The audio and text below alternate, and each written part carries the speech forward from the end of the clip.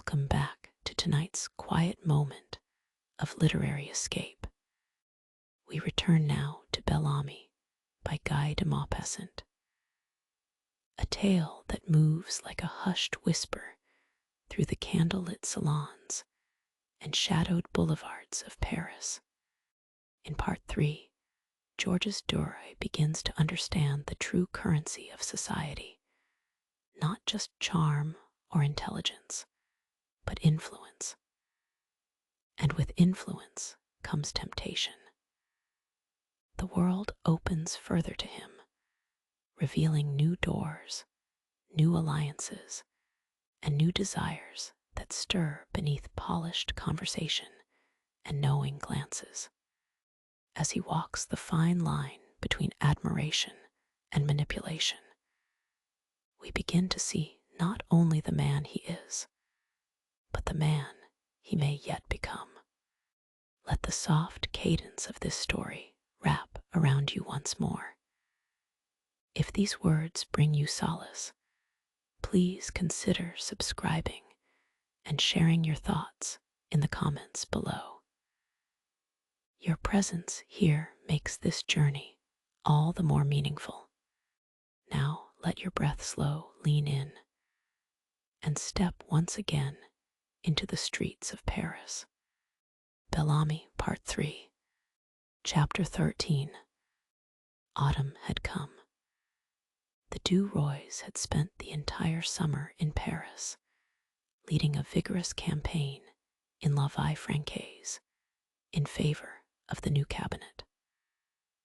Although it was only the early part of October, the chamber was about to resume its sessions, for affairs in Morocco were becoming menacing. The celebrated speech made by Count de Lambert-Sarrazin had furnished Duroy with material for 10 articles on the Algerian colony. La Vie Francaise had gained considerable prestige by its connection with the power. It was the first to give political news, and every newspaper in Paris and the provinces sought information from it.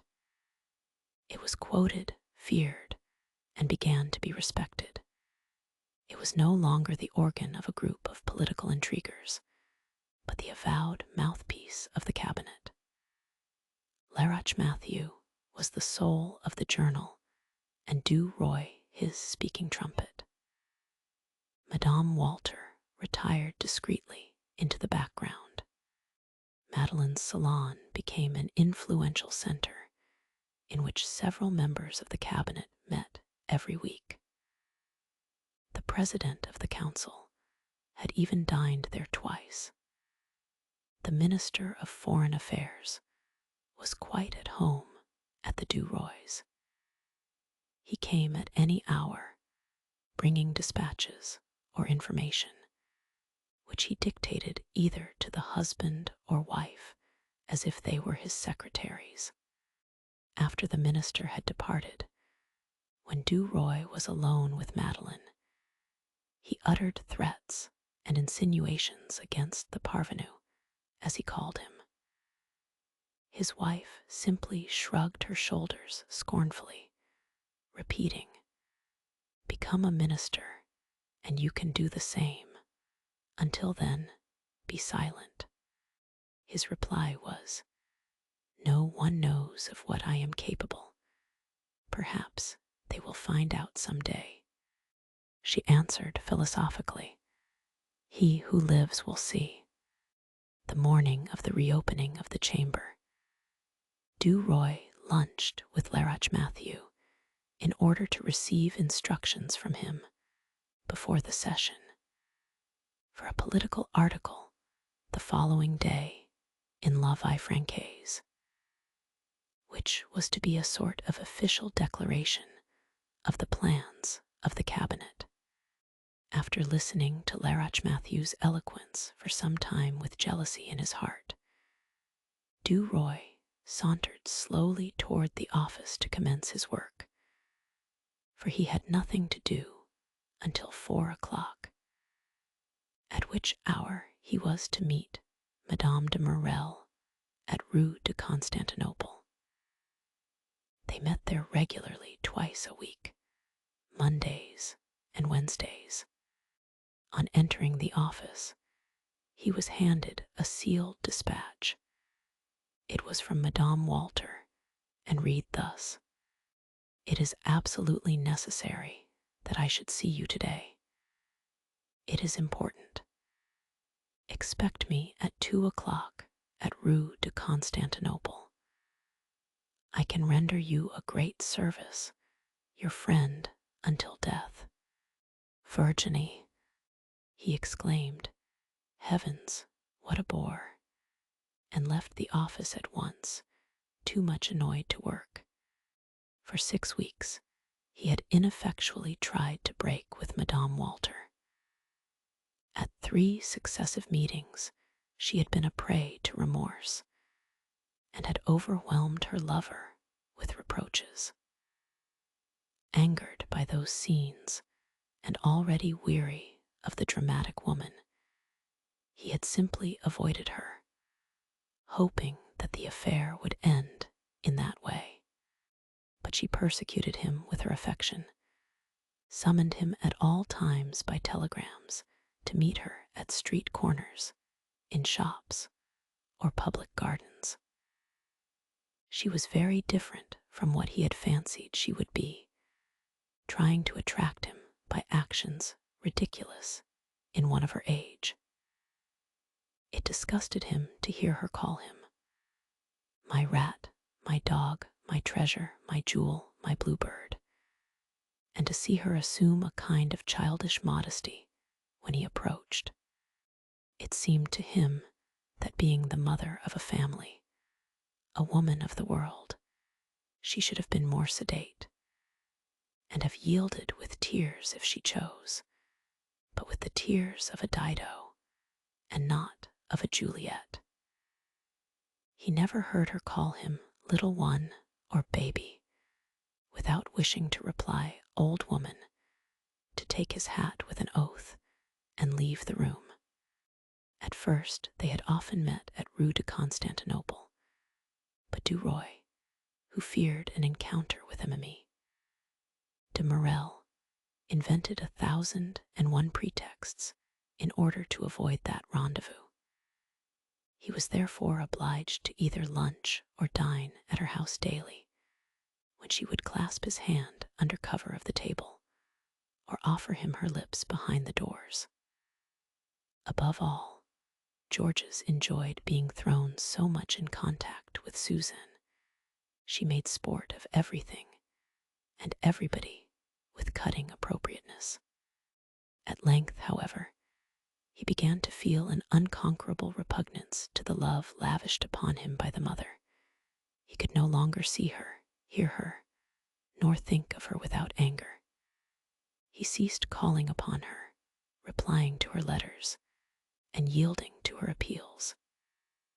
She finally divined that he no longer loved her, and the discovery caused her unutterable anguish.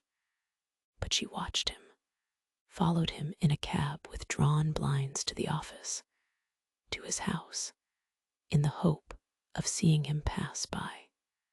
He would have liked to strangle her, but he controlled himself on account of his position on La Vie Francaise, and he endeavored by means of coldness, and even at times harsh words, to make her comprehend that all was at an end between them.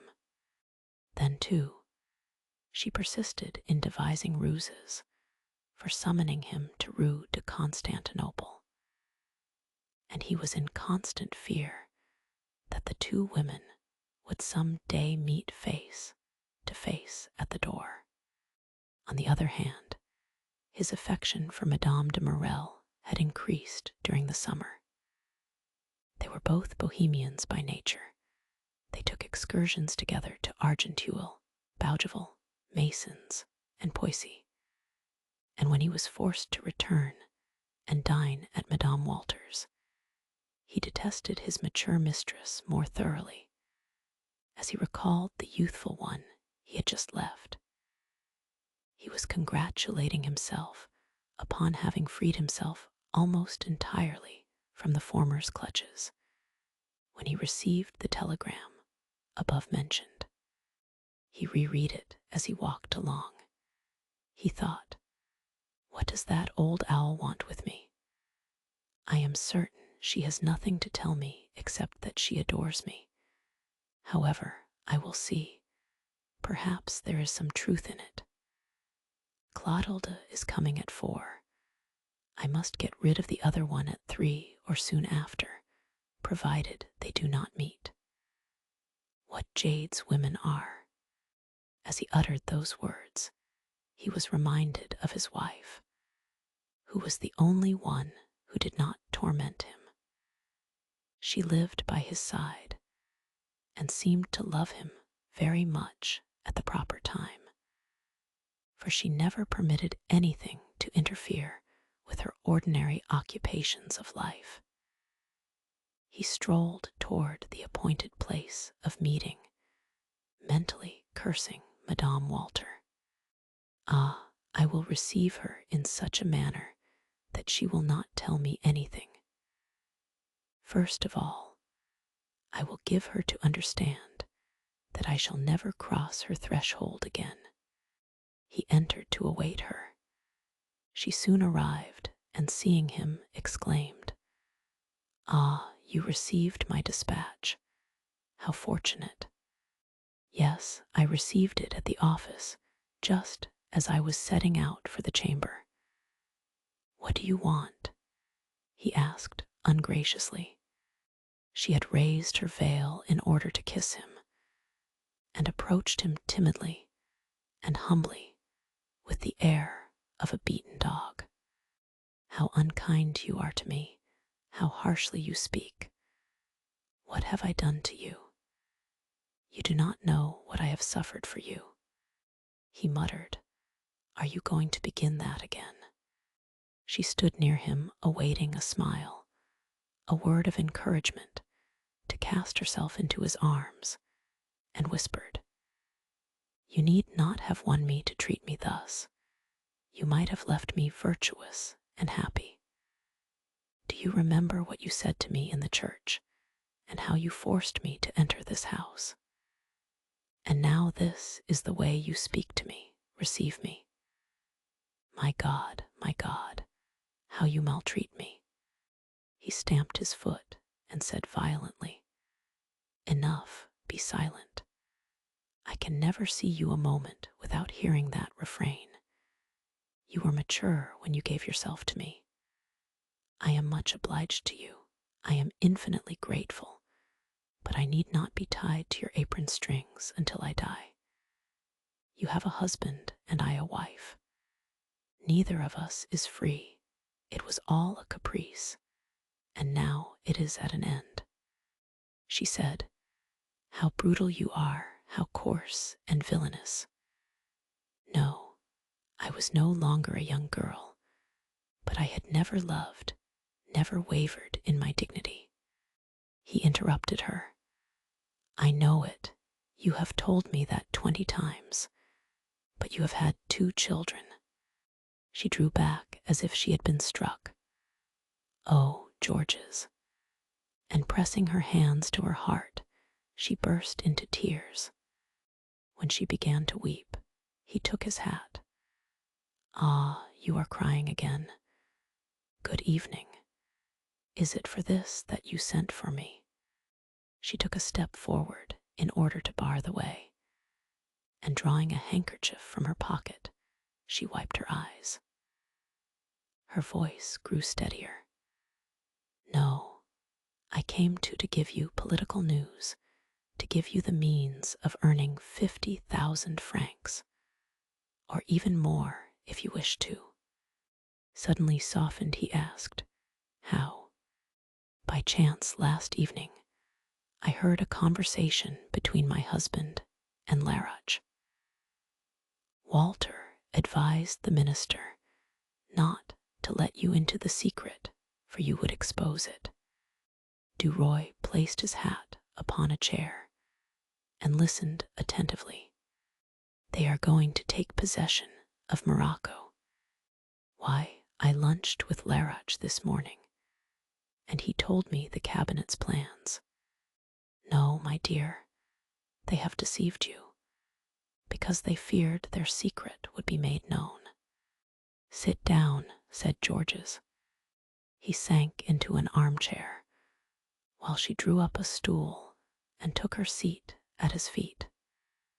She continued, as I think of you continually, I pay attention to what is talked of around me. And she proceeded to tell him what she had heard relative to the expedition to Tangiers, which had been decided upon the day that Larach assumed his office. She told him how they had little by little bought up, through agents who aroused no suspicions, the Moroccan loan, which had fallen to 64 or 65 francs.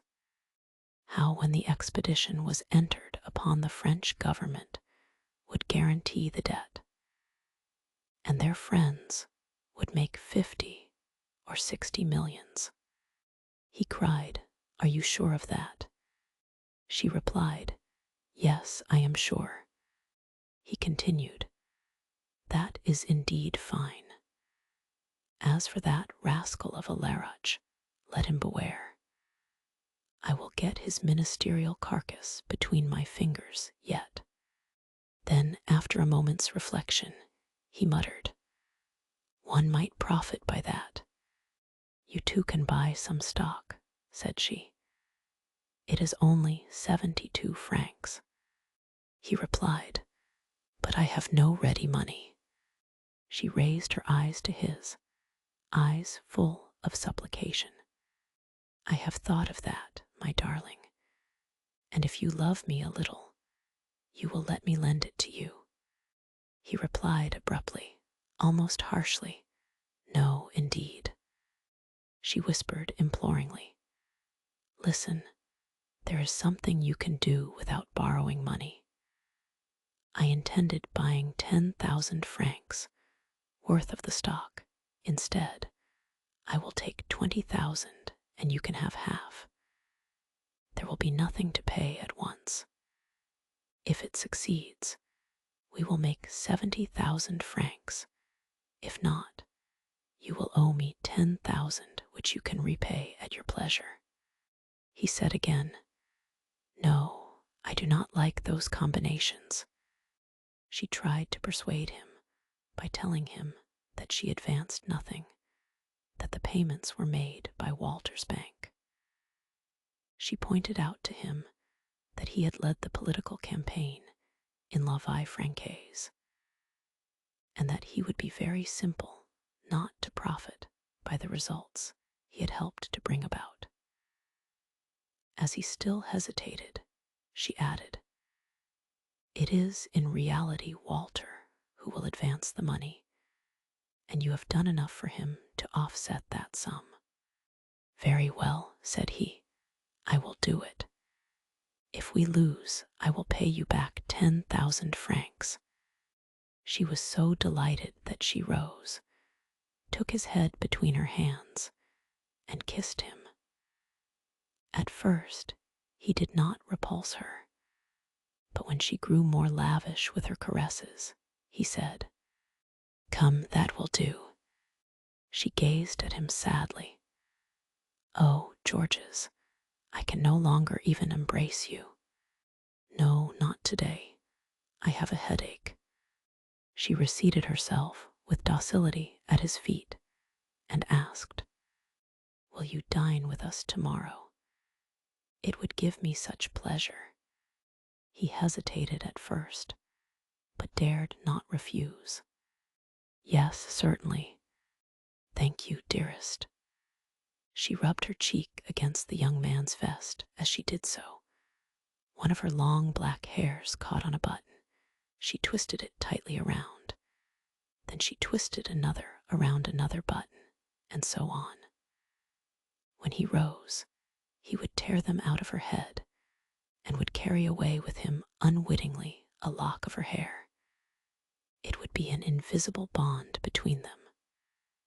Involuntarily, He would think, would dream of her. He would love her a little more the next day. Suddenly he said, I must leave you, for I am expected at the chamber for the close of the session. I cannot be absent today. She sighed, already, then adding resignedly, Go, my darling, but you will come to dinner tomorrow. She rose abruptly. For a moment, she felt a sharp, stinging pain, as if needles had been stuck into her head, but she was glad to have suffered for him. Adieu, said she. He took her in his arms and kissed her eyes coldly. Then she offered him her lips, which he brushed lightly as he said, Come, come, let us hurry. It is after 3 o'clock. She passed out before him, saying, Tomorrow at 7. He repeated her words, and they separated. Duroy returned at 4 o'clock to await his mistress. She was somewhat late because her husband had come home for a week. She asked, Can you come to dinner tomorrow? He will be delighted to see you. No, I dine at the Walters. We have a great many political and financial matters to talk over. She took off her hat. He pointed to a bag on the mantelpiece. I bought you some sweetmeats. She clapped her hands. What a darling you are. She took them, tasted one, and said, They are delicious. I shall not leave one. Come, sit down in the armchair. I will sit at your feet and eat my bonbons. He smiled as he saw her take the seat ashort while since occupied by Madame Walter. She too called him darling, little one, dearest, and the words seemed to him sweet and caressing from her lips, while from Madame Walter's they irritated and nauseated him. Suddenly, he remembered the 70,000 francs he was going to make, and bluntly interrupting Madame de Morel's chatter, he said, Listen, my darling, I am going to entrust you with a message to your husband. Tell him from me to buy tomorrow 10,000 francs worth of Moroccan stock, which is at 72, and I predict that before 3 months are past, he will have made 80,000 francs. Tell him to maintain absolute silence. Tell him that the expedition to Tangiers is decided upon, and that the French government will guarantee the Moroccan debt. It is a state secret I am confiding to you, remember. She listened to him gravely and murmured, Thank you. I will tell my husband this evening. You may rely upon him. He will not speak of it. He can be depended upon. There is no danger. She had eaten all of her bonbons and began to toy with the buttons on his vest. Suddenly, she drew a long hair out of the buttonhole and began to laugh. See, here is one of Madeleine's hairs. You are a faithful husband. Then, growing serious, she examined the scarcely perceptible thread more closely and said, It is not Madeleine's. It is dark. He smiled. It probably belongs to the housemaid. But she glanced at the vest with the care of a police inspector and found a second hair twisted around a second button. Then she saw a third, and turning pale and trembling somewhat, she exclaimed, Oh, some woman has left hairs around all your buttons. In surprise, he stammered, Why, you are mad. She continued to unwind the hairs and cast them upon the floor. With her woman's instinct, she had divined their meaning and gasped in her anger, ready to cry. She loves you, and she wished you to carry away with you something of hers. Oh, you are a traitor. She uttered a shrill, nervous cry. Oh, it is an old woman's hair, here is a white one. You have taken a fancy to an old woman now. Then you do not need me, keep the other one. She rose. He attempted to detain her and stammered. No, Chloe, you are absurd.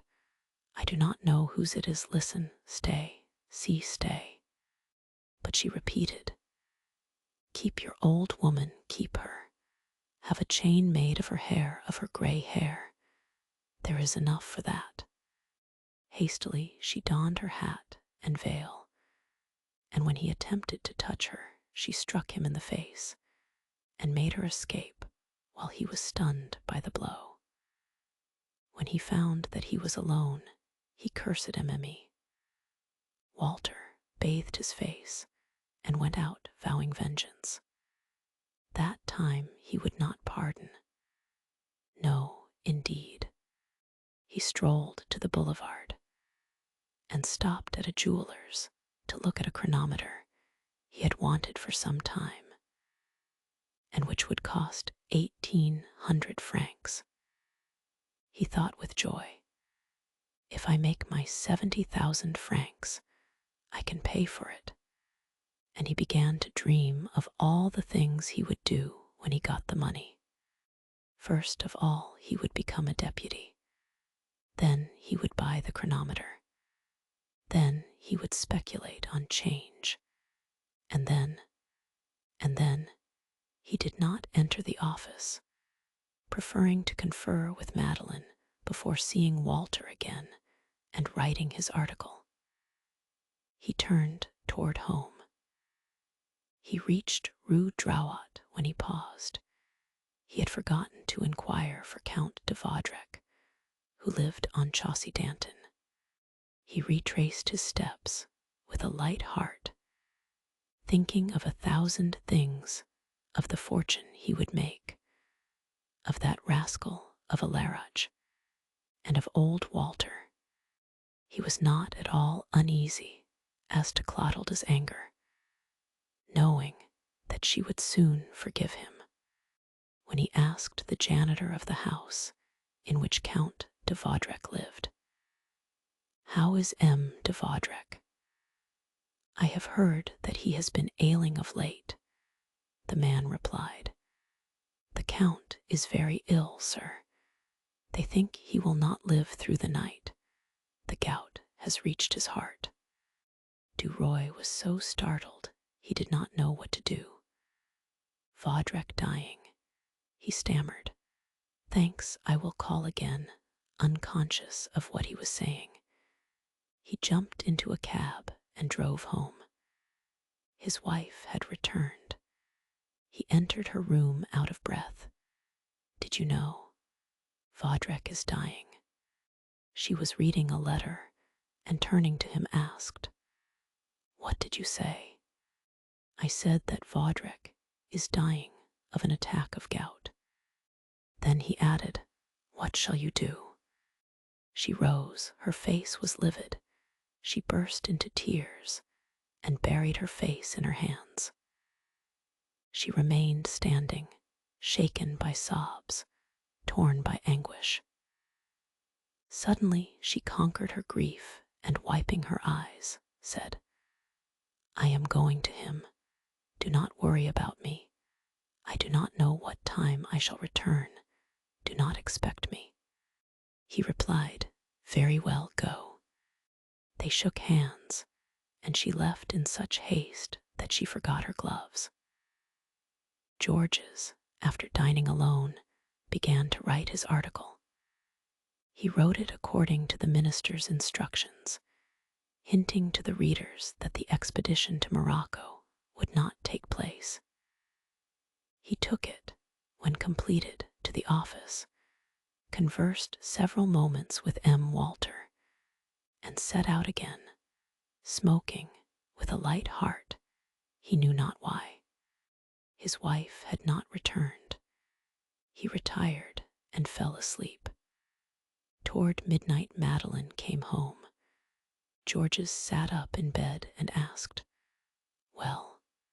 He had never seen her so pale and agitated. She whispered, "He is dead." "Ah, and he told you nothing?" "Nothing. He was unconscious when I arrived."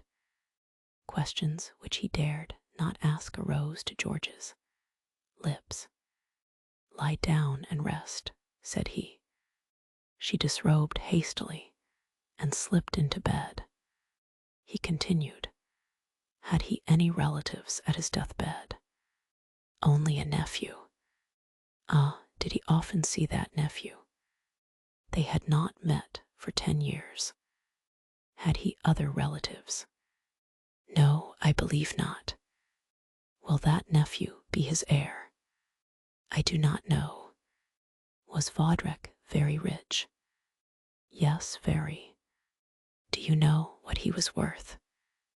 "No, not exactly. 1 or 2 millions, perhaps." He said no more. She extinguished the light. He could not sleep. He looked upon Madame Walter's promised 70,000 francs as very insignificant. Suddenly he thought he heard Madeline crying. In order to ensure himself, he asked, "Are you asleep?" No, her voice was tearful and unsteady. He continued, "I forgot to tell you that your minister has deceived us." "How?" He gave her a detailed account of the combination prepared by Laroche and Walter. When he concluded, she asked, "How did you know that?" He replied, "Pardon me if I do not tell you. You have your means of obtaining information into which I do not inquire. I have mine which I desire to keep. I can vouch at any rate for the truth of my statements." She muttered, "It may be possible. I suspected that they were doing something without our knowledge." As she spoke, Georges drew near her. She paid no heed to his proximity, however, and turning toward the wall, he closed his eyes and fell asleep. Chapter 14. The church was draped in black, and over the door a large escutcheon surmounted by a coronet announced to the passers-by that a nobleman was being buried. The ceremony was just over. Those present went out slowly, passing by the coffin and by Count de Vaudrec's nephew, who shook hands and returned salutations. When Georges Duroy and his wife left the church, they walked along side by side on their way home. They did not speak. They were both preoccupied. At length Georges said, as if talking to himself, "Truly, it is very astonishing." Madeline asked, "What, my friend?" "That Vaudrec left us nothing." She blushed and said, "Why should he leave us anything? Had he any reason for doing so?" Then, after several moments of silence, she continued, "Perhaps there is a will at a lawyer S. We should not know of it." He replied, "That is possible, for he was our best friend. He dined with us twice a week. He came at any time he was at home with us. He loved you as a father. He had no family, no children, no brothers nor sisters, only a nephew. Yes, there should be a will. I would not care for much, a remembrance to prove that he thought of us, that he recognized the affection we felt for him. We should certainly have a mark of friendship," she said with a pensive and indifferent air. "It is possible that there is a will." When they entered the house, the footman handed Madeline a letter. She opened it and offered it to her husband. Office of M. Laminor, Notary, 17 Rue des Vosges. Madame, kindly call at my office at 2:15 Tuesday, Wednesday, or Thursday, on business which concerns you. Yours respectfully, Laminor. Georges, in his turn, colored. That is as it should be. It is strange, however, that he should write to you and not to me, for I am the head of the family legally. Shall we go at once? She asked. Yes, I should like to. After luncheon, they set out for M. Laminor's office. The notary was a short, round man, round all over.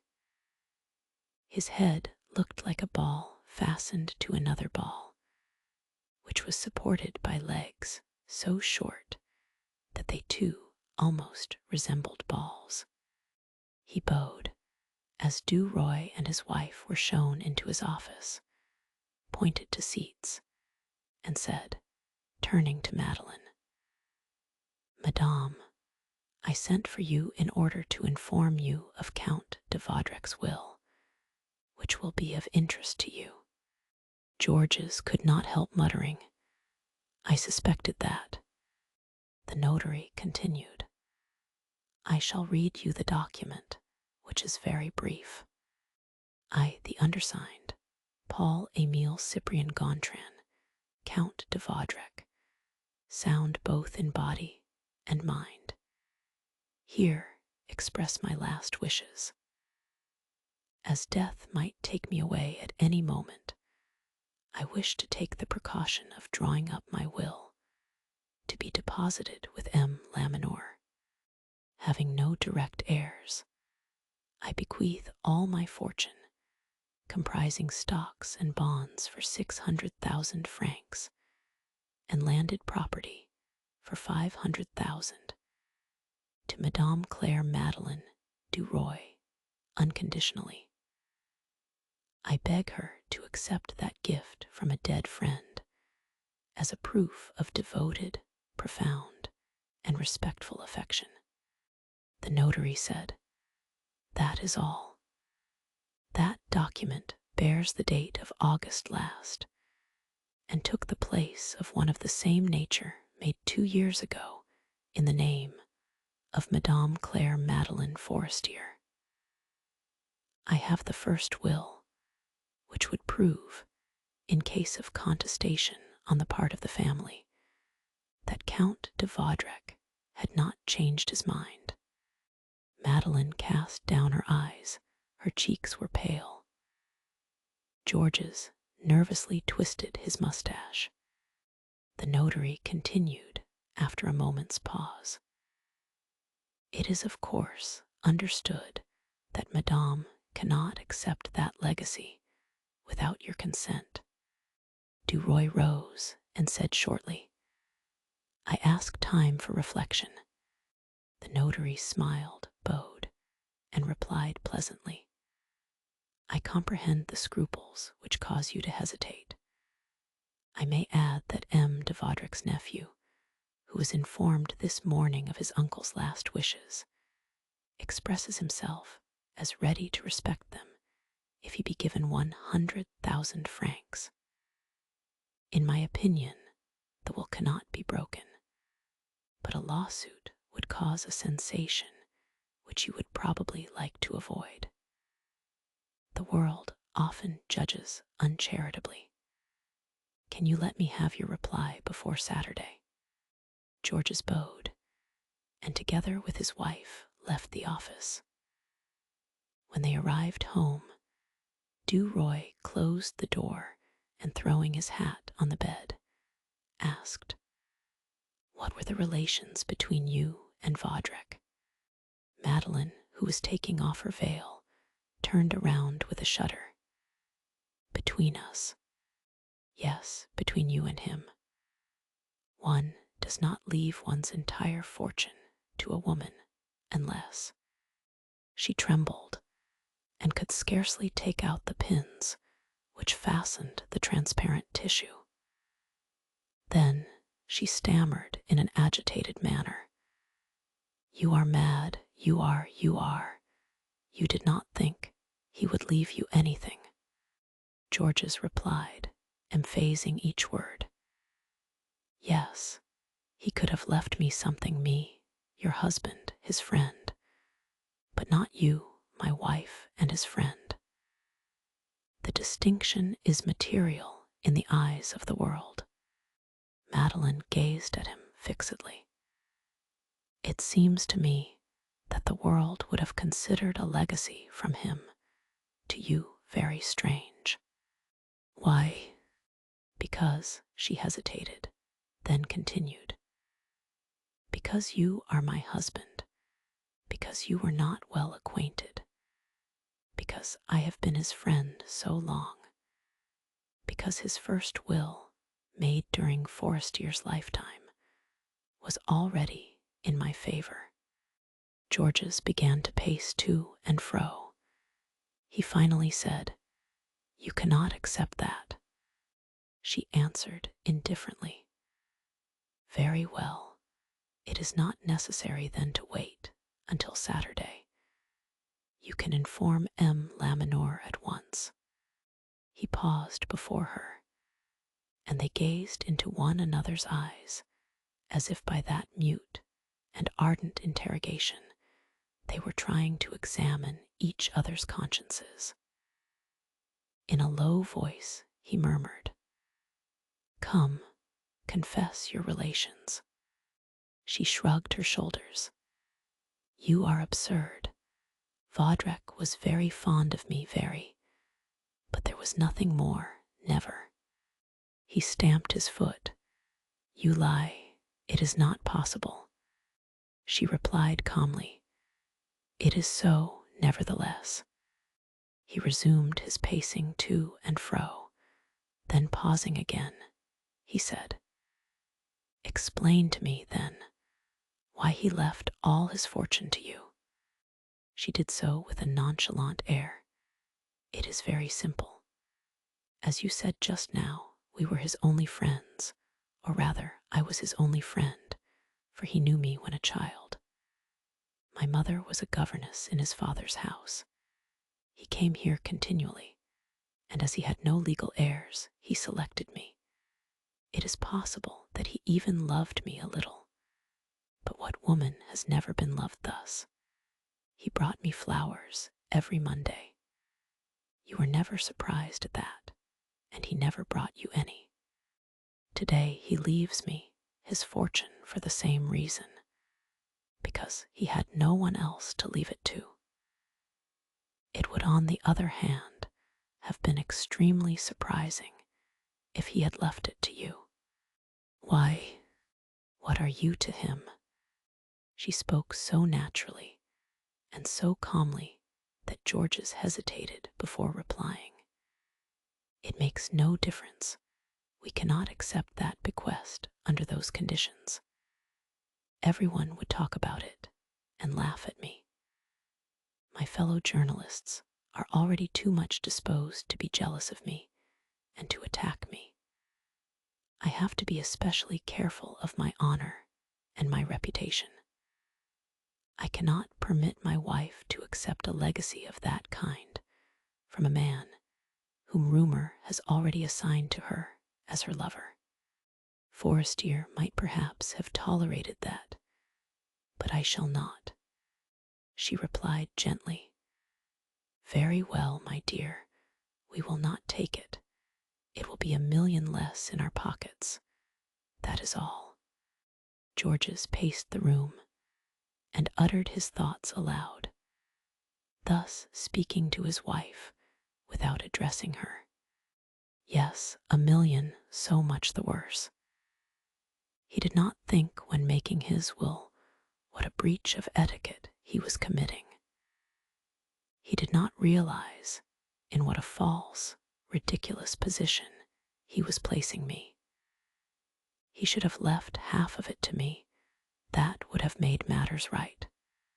He seated himself, crossed his legs, and began to twist the ends of his mustache.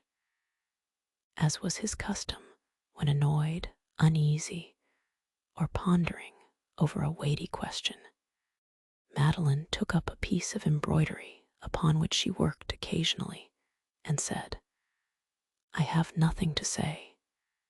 You must decide." It was some time before he replied. Then he said hesitatingly, "The world would never understand how it was that Vaudrec constituted you his sole heiress, and that I allowed it. To accept that legacy would be to avow guilty relations on your part and an infamous lack of self-respect on mine. Do you know how the acceptance of it might be interpreted? We should have to find some adroit means of palliating it. We should have to give people to suppose, for instance, that he divided his fortune between us, giving half to you and half to me." She said, "I do not see how that can be done, since there is a formal will." He replied, "Oh, that is very simple. We have no children. You can therefore deed me part of the inheritance. In that way, we can silence malignant tongues."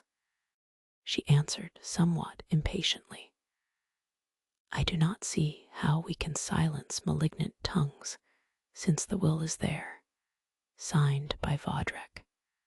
He said angrily, "Do you need to exhibit it or affix it to the door? You are absurd. We will say that the fortune was left us jointly by Count de Vaudrec. That is all.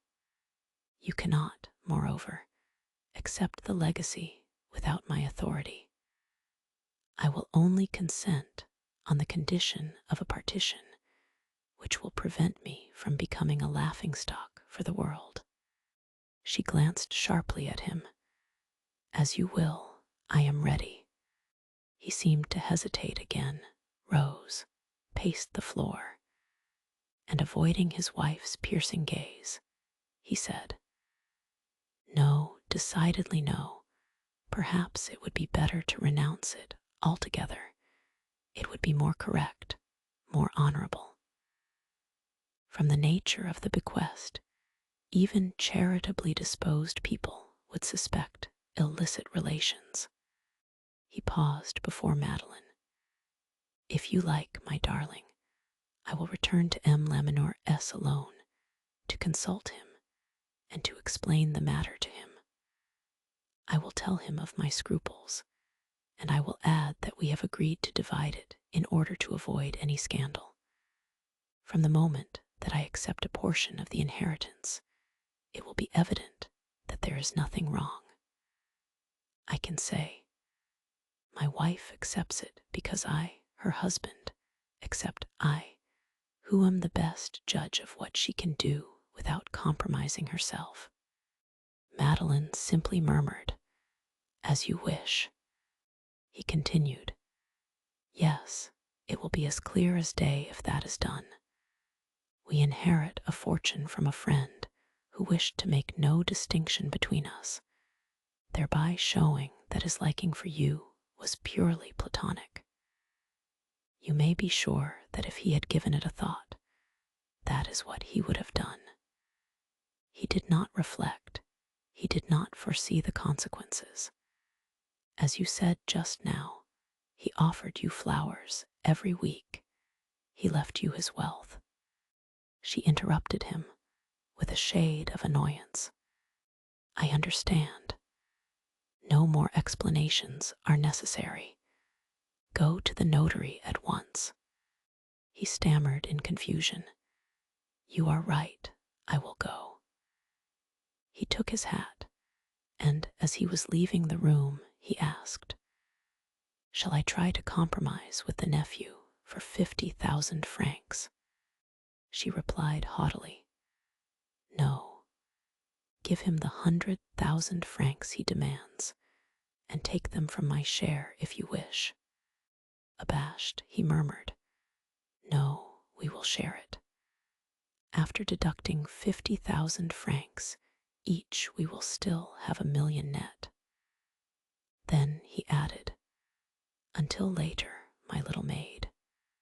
He proceeded to the notary's to explain the arrangement decided upon, which he claimed originated with his wife. The following day, they signed a deed for 500,000 francs, which Madeleine Duroy gave up to her husband. On leaving the office, as it was pleasant, Georges proposed that they take a stroll along the boulevards. He was very tender, very careful of her, and laughed joyously while she remained pensive and grave. It was a cold autumn day. The pedestrians seemed in haste and walked along rapidly. Duroy led his wife to the shop, into the windows, of which he had so often gazed at the coveted chronometer. "Shall I buy you some trinket?" he asked. She replied indifferently, "As you like."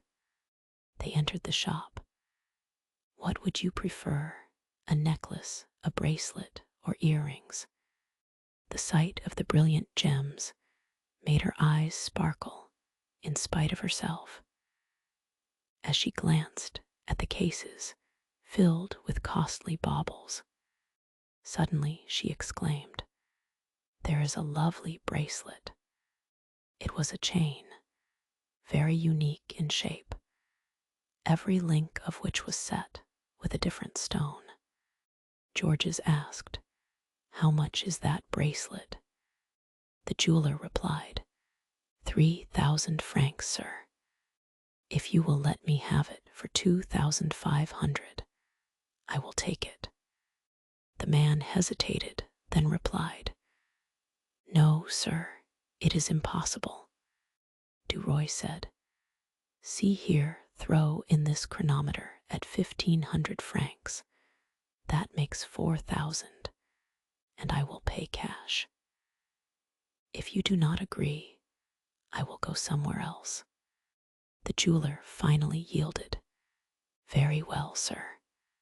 The journalist, after leaving his address, said, "You can have my initials GRC interlaced below a baron's crown, engraved on the chronometer." Madeleine, in surprise, smiled, and when they left the shop, she took his arm quite affectionately. She thought him very shrewd and clever. He was right. Now that he had a fortune, he must have a title. They passed the vaudeville on their way arid, entering, secured a box. Then they repaired to Madame de Morel's at George's suggestion, to invite her to spend the evening with them. Georges rather dreaded the first meeting with Clotilde, but she did not seem to bear him any malice, or even to remember their disagreement. The dinner, which they took at a restaurant, was excellent, and the evening altogether enjoyable. Georges and Madeleine returned home late. The gas was extinguished, and in order to light the way, the journalist from time to time struck a match. On reaching the landing on the first floor, they saw their reflections in the mirror. Duroy raised his hand with the lighted match in it, in order to distinguish their images more clearly, and said, with a triumphant smile, "The millionaires are passing by." Chapter 15. Morocco had been conquered. France, the mistress of Tangiers, had guaranteed the debt of the annexed country. It was rumored that 2 ministers, Laroche Mathieu being one of them, had made 20 millions. As for Walter, in a few days he had become one of the masters of the world, a financier more omnipotent than a king. He was no longer the Jew, Walter, the director of a bank, the proprietor of a yellow newspaper. He was M. Walter, the wealthy Israelite, and he wished to prove it. Knowing the straitened circumstances of the Prince de Carlsberg, who owned one of the fairest mansions on Rue du Faubourg Saint-Honor, he proposed to buy it. He offered 3,000,000 francs for it. The prince, tempted by the sum, accepted his offer. The next day, Walter took possession of his new dwelling. Then another idea occurred to him, an idea of conquering all Paris, an idea a la Bonaparte. At that time, everyone was raving over a painting by the Hungarian Karl Markovich, exhibited by Jacques Lenoble, and representing Christ walking on the water.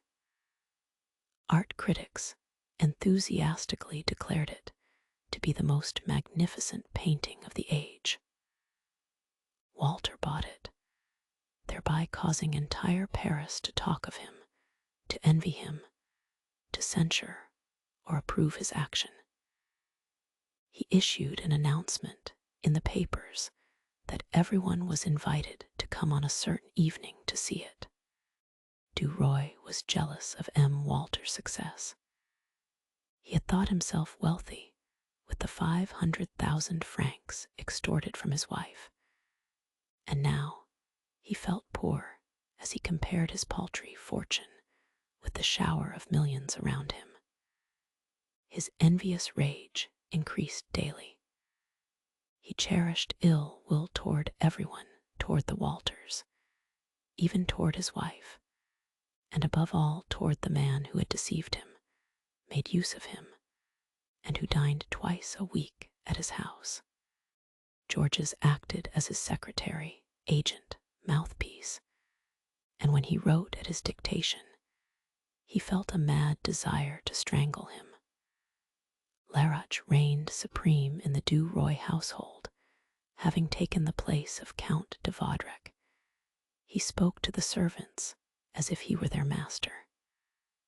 Georges submitted to it all, like a dog which wishes to bite and dares not.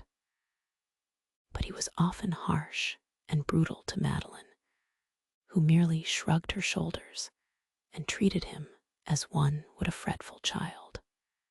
She was surprised, too, at his constant ill humor and said, "I do not understand you. You are always complaining. Your position is excellent." His only reply was to turn his back upon her. He declared that he would not attend M. Walter's fete, that he would not cross the miserable Jew's threshold.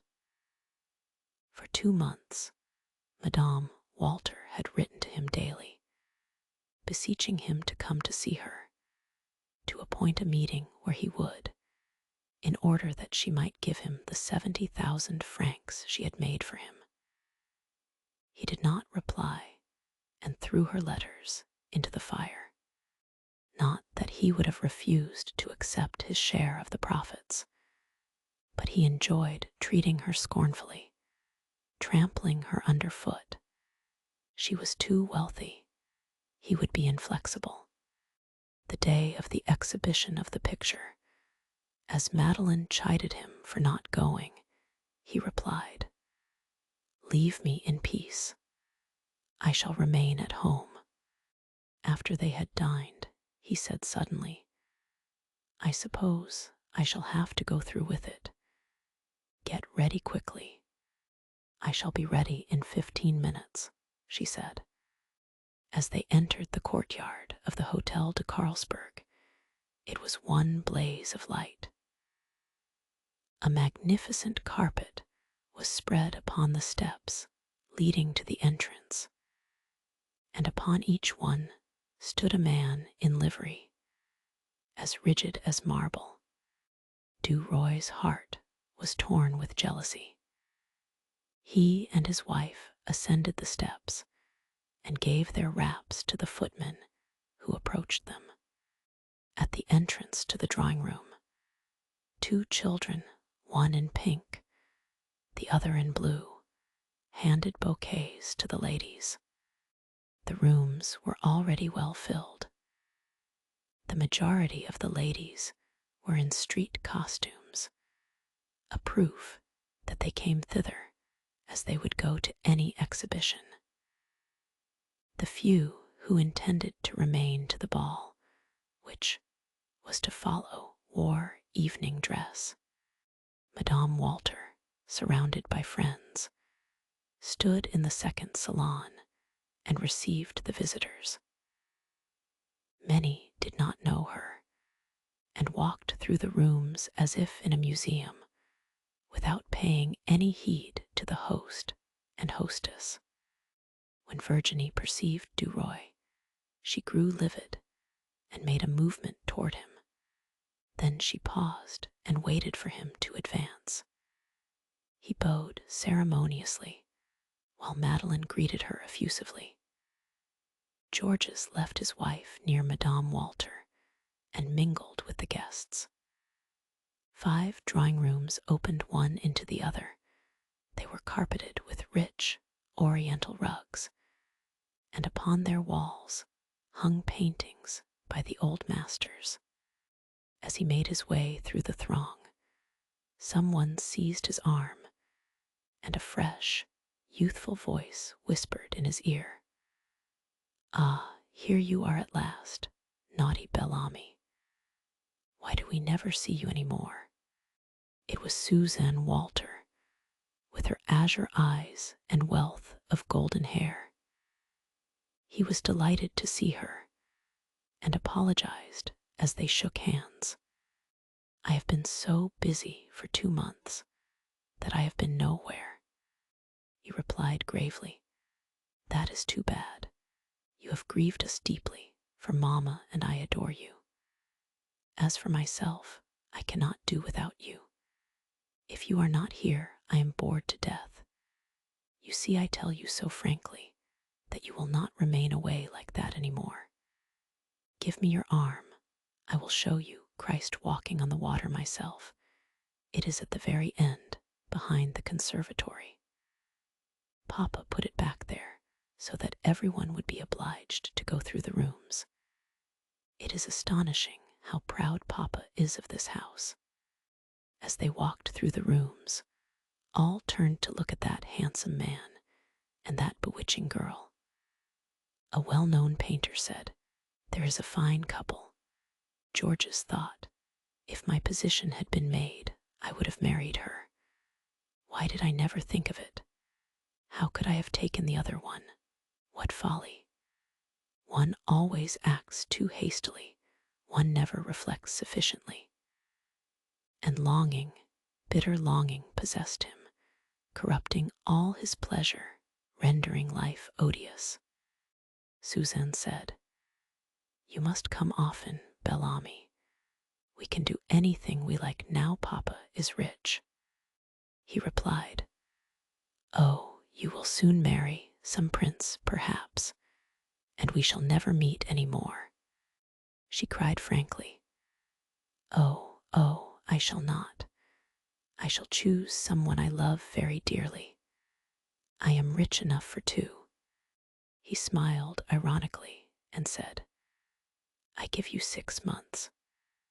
By that time, you will be Madame la Marquise, Madame la Duchesse, or Madame la Princess, and you will look down upon me, Mademoiselle." She pretended to be angry, patted his arm with her fan, and vowed that she would marry according to the dictates of her heart. He replied, "We shall see. You are too wealthy. You, too, have inherited some money, barely 20,000 livres a year. It is a mere pittance nowadays. But your wife has the same. Yes, we have 1,000,000 together, 40,000 a year. We cannot even keep a carriage on that." They had, in the meantime, reached the last drawing room, and before them lay the conservatory with its rare shrubs and plants. To their left, under a dome of palms, was a marble basin, on the edges of which 4 large swans of Delftware emitted the water from their beaks. The journalist stopped and said to himself, "This is luxury. This is the kind of house in which to live. Why can I not have one?" His companion did not speak. He looked at her and thought once more, "If I only had taken her." Suddenly, Suzanne seemed to awaken from her reverie. "Come," said she, dragging Georges through a group which barred their way, and turning him to the right. Before him, surrounded by verdure on all sides, was the picture. One had to look closely at it in order to understand it. It was a grand work, the work of a master, one of those triumphs of art which furnishes one for years with food for thought. Duroy gazed at it for some time, and then turned away to make room for others. Suzanne's tiny hand still rested upon his arm. She asked, "Would you like a glass of champagne? We will go to the buffet. We shall find Papa there." Slowly they traversed the crowded rooms. Suddenly Georges heard a voice say, "That is Laroche and Madame Duroy." He turned and saw his wife passing upon the minister's arm. They were talking in low tones and smiling into each other's eyes. He fancied he saw some people whisper as they gazed at them, and he felt a desire to fall upon those 2 beings and smite them to the earth. His wife was making a laughing-stock of him. Who was she? A shrewd little parvenu, that was all. He could never make his way with a wife who compromised him. She would be a stumbling block in his path. Ah, if he had foreseen, if he had known. He would have played for higher stakes. What a brilliant match he might have made with little Suzanne. How could he have been so blind? They reached the dining room with its marble columns and walls hung with old Gobelin's tapestry. Walter spied his editor and hastened to shake hands. He was beside himself with joy. "Have you seen everything? Say, Suzanne, have you shown him everything? What a lot of people, eh? Have you seen Prince de Guerch? He just drank a glass of punch." Then he pounced upon Senator Risselin and his wife. A gentleman greeted Suzanne, a tall, slender man with fair whiskers and a worldly air. Georges heard her call him Marquis de Cazals, and he was suddenly inspired with jealousy. How long had she known him? Since she had become wealthy, no doubt. He saw in him a possible suitor. Someone seized his arm. It was Norbert de Varenne. The old poet said, "This is what they call amusing themselves. After a while they will dance, then they will retire, and the young girls will be satisfied. Take some champagne. It is excellent." Georges scarcely heard his words. He was looking for Suzanne, who had gone off with the Marquis de Cazals. He left Norbert de Varenne abruptly and went in pursuit of the young girl. The thirsty crowd stopped him. When he had made his way through it, he found himself face to face with M. and Madame de Morel. He had often met the wife, but he had not met the husband for some time. The latter grasped both of his hands and thanked him for the message he had sent him by Clotilde relative to the stocks. Duroy replied, "In exchange for that service, I shall take your wife, or rather offer her my arm. Husband and wife should always be separated." M. de Morel bowed. "Very well. If I lose you, we can meet here again in an hour." The 2 young people disappeared in the crowd. followed by the husband. Mme de Morel said, "There are two girls who will have 20 or 30 millions each, and Suzanne is pretty in the bargain." He made no reply. His own thought coming from the lips of another irritated him. He took Clotilde to see the painting. As they crossed the conservatory, he saw his wife seated near Larach Matthew, both of them almost hidden behind a group of plants. They seemed to say, "We are having a meeting in public, for we do not care for the world's opinion." Madame de Morel admired Karl Markovich's painting, and they turned to repair to the other rooms. They were separated from M. de Morel. He asked, "Is Laurine still vexed with me?" "Yes, she refuses to see you and goes away when you are mentioned." He did not reply. The child's sudden enmity grieved and annoyed him. Suzanne met them at a door and cried, "Oh, here you are. Now, Bel Ami, you are going to be left alone, for I shall take Clotilde to see my room." And the two women glided through the throng. At that moment, a voice at his side murmured, "Georges." It was Madame Walter. She continued in a low voice, "How cruel you are. How needlessly you inflict suffering upon me. I bade Susan take that woman away that I might have a word with you. Listen, I must speak to you this evening, or you do not know what I shall do. Go into the conservatory. You will find a door to the left through which you can reach the garden. Follow the walk directly in front of you. At the end of it, you will see an arbor. Expect me in 10 minutes. If you do not meet me, I swear I will cause a scandal here at once." He replied haughtily, "Very well, I shall be at the place you named in 10 minutes. But Jacques Rival detained him. When he reached the alley, he saw Mimi. "Walter in front of him," she cried. "Ah, here you are. Do you wish to kill me?" He replied calmly, "I beseech you, none of that, or I shall leave you at once." Throwing her arms around his neck, she exclaimed, "What have I done to you that you should treat me so?" He tried to push her away. "You twisted your hair around my coat buttons the last time we met, and it caused trouble between my wife and myself." She shook her head. "Ah, your wife would not care. It was one of your mistresses who made a scene. I have none. Indeed, why do you never come to see me? Why do you refuse to dine with me even once a week? I have no other thoughts than of you. I suffer terribly.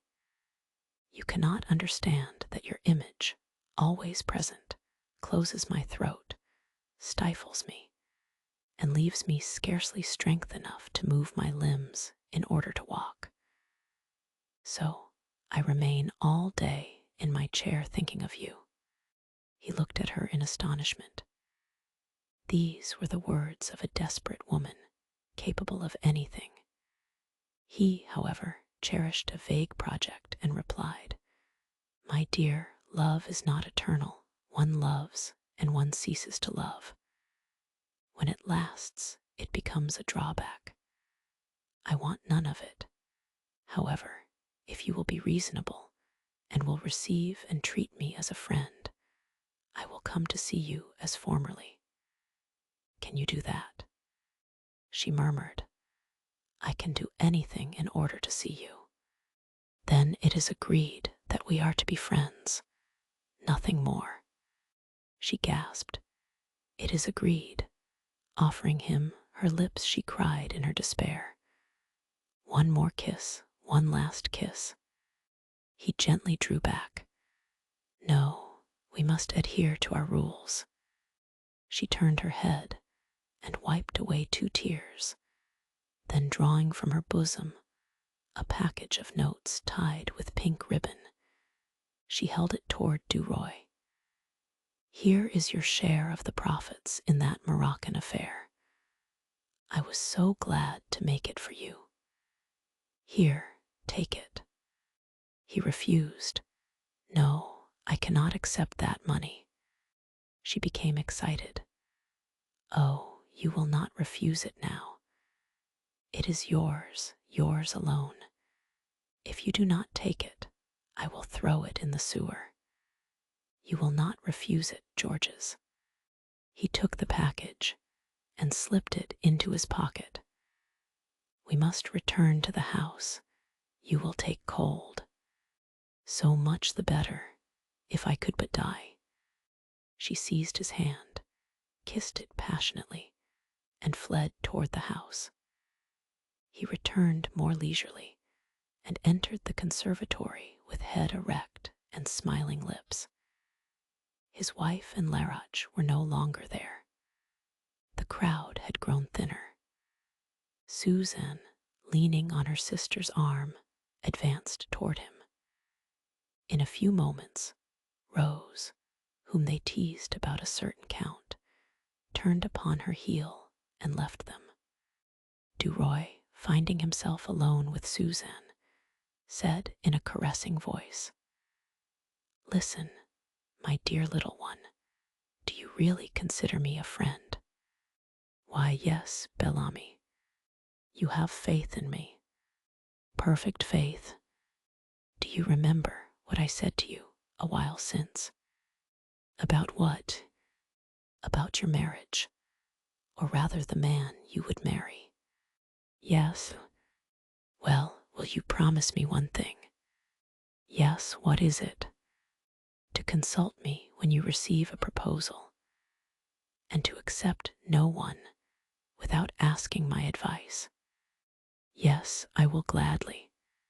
And it is to be a secret between us, not a word to your father or mother." "Not a word." Rival approached them, saying, "Mademoiselle, your father wants you in the ballroom." She said, "Come, Bel-Ami," but he refused, for he had decided to leave at once, wishing to be alone with his thoughts. He went in search of his wife and found her drinking chocolate at the buffet with 2 strange men. She introduced her husband without naming them. In a short while he asked, "Shall we go?" "Whenever you like." She took his arm, and they passed through the almost deserted rooms. Madeline asked, "Where is Madame Walter? I should like to bid her goodbye." "It is unnecessary. She would try to keep us in the ballroom, and I have had enough." "You are right." On the way home, they did not speak. But when they had entered their room, Madeline, without even taking off her veil, said to him with a smile, "I have a surprise for you." He growled ill-naturedly, "What is it?" "Guess." "I cannot make the effort. The day after tomorrow is the 1st of January. "Yes." "It is the season for New Year's gifts." "Yes." "Here is yours, which Laroche handed me just now." She gave him a small black box which resembled a jewel casket. He opened it indifferently and saw the cross of the Legion of Honor. He turned a trifle pale, then smiled and said, "I should have preferred 10 millions. That did not cost him much." She had expected a transport of delight and was irritated by his indifference.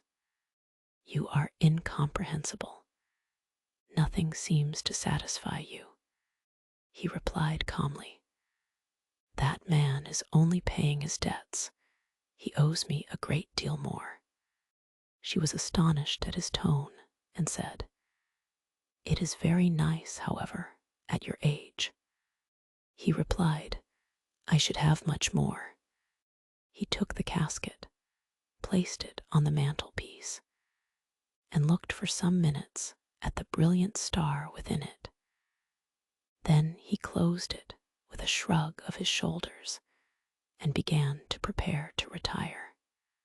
El Official of January 1 announced that M. Prosper Georges Duroy had been decorated with the Legion of Honor for exceptional services. The name was written in 2 words, and that afforded Georges more pleasure than the decoration itself.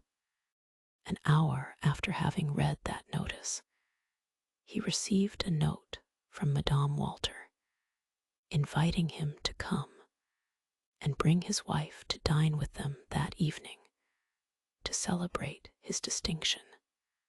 At first he hesitated, then throwing the letter in the fire, he said to Madeline, "We shall dine at the Walters this evening."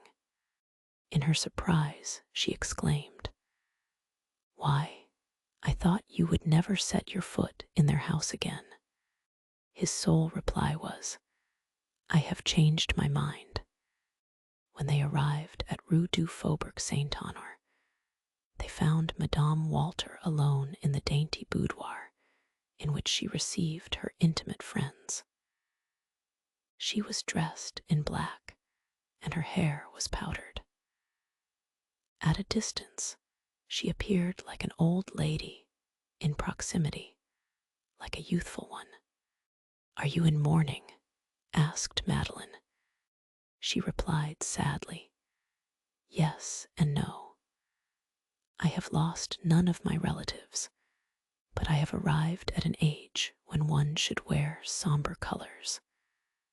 I wear it today to inaugurate it. Hitherto, I have worn it in my heart." The dinner was somewhat tedious. Suzanne alone talked incessantly. Rose seemed preoccupied. The journalist was overwhelmed with congratulations after the meal when all repaired to the drawing rooms. MME. Walter detained him as they were about to enter the salon, saying, "I will never speak of anything to you again. Only come to see me, Georges. It is impossible for me to live without you. I see you, I feel you, in my heart all day and all night. It is as if I had drunk a poison which preyed upon me. I cannot bear it. I would rather be as an old woman to you. I powdered my hair for that reason tonight, but come here, come from time to time, as a friend." He replied calmly, "Very well. It is unnecessary to speak of it again. You see, I came today on receipt of your letter." Walter, who had preceded them, with his 2 daughters and Madeline, awaited Duroy near the picture of Christ walking on the water. "Only think," said he, "I found my wife yesterday kneeling before that painting as if in a chapel. She was praying." Madame Walter replied in a firm voice, in a voice in which vibrated a secret exaltation, "That Christ will save my soul. He gives me fresh courage and strength every time that I look at him." And pausing before the picture, she murmured, "How beautiful he is! How frightened those men are, and how they love him! Look at his head, his eyes, how simple and supernatural he is at the same time." Suzanne cried, "Why, he looks like you, Bellamy. I am sure he looks like you. The resemblance is striking." She made him stand beside the painting, and everyone recognized the likeness. Duroy was embarrassed. Walter thought it very singular Madeline, with a smile, remarked that Jesus looked more manly. Madame Walter stood by motionless, staring fixedly at her lover's face, her cheeks as white as her hair. Chapter 16. During the remainder of the winter, the Duroys often visited the Walters. Georges, too, frequently dined there alone, Madeline pleading fatigue and preferring to remain at home. He had chosen Friday as his day, and MME. Walter never invited anyone else on that evening. It belonged to Bellamy. Often in a dark corner or behind a tree in the conservatory, MME. Walter embraced the young man and whispered in his ear, "I love you, I love you, I love you desperately." But he always repulsed her coldly, saying, "If you persist in that, I will not come again." Toward the end of March, people talked of the marriage of the two sisters. Rose was to marry, Dame Rumor said, Count de la Tourrivelin and Suzanne, the Marquis de Cazals. The subject of Suzanne's possible marriage had not been broached again between her and Georges until one morning, the latter having been brought home by M. Walter to lunch. He whispered to Suzanne, "Come, let us give the fish some bread." They proceeded to the conservatory, in which was the marble basin containing the fish. As Georges and Suzanne leaned over its edge, they saw their reflections in the water and smiled at them. Suddenly, he said in a low voice, "It is not right of you to keep secrets from me, Suzanne." She asked, "What secrets, Bellamy? Do you remember what you promised me here the night of the fete?" "No, to consult me every time you received a proposal." Well, you have received one." "From whom?" "You know very well." "No, I swear I do not." "Yes, you do. It is from that fop of a Marquis de Cazals." "He is not a fop." "That may be, but he is stupid. He is no match for you who are so pretty, so fresh, so bright." She asked with a smile, "What have you against him?" "I nothing." "Yes, you have. He is not all that you say he is. He is a fool and an intriguer." She glanced at him. "What ails you?" He spoke as if tearing a secret from the depths of his heart. I am jealous of him." She was astonished. "You?" "Yes, I." "Why?" "Because I love you, and you know it." Then she said severely, "You are mad, Bellamy." He replied, "I know that I am. Should I confess it, I, a married man, to you, a young girl? I am worse than mad.